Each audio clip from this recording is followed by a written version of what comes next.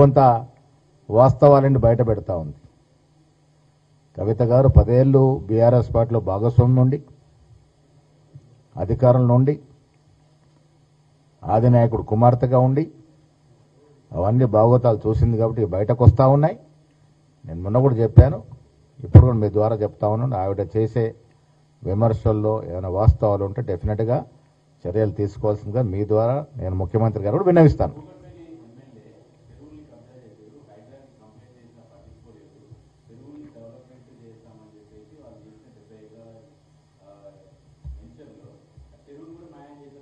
Definite అలాంటివి ఉంటే ఒకటి హైడ్రాను చాలా మంది మొదట్లో విమర్శించిన వాళ్ళు ఇలా హర్షిస్తూ ఉన్నారు. హైడ్రా వల్ల మీరు హైదరాబాద్లో చూడండి ఎన్ని చెరువులు, అన్యాక్రాంతమైన చెరువులు మళ్ళీ పాత రూపానికి వస్తూ ఉన్నాయి. ప్రజలు సంతోషిస్తూ ఉన్నారు.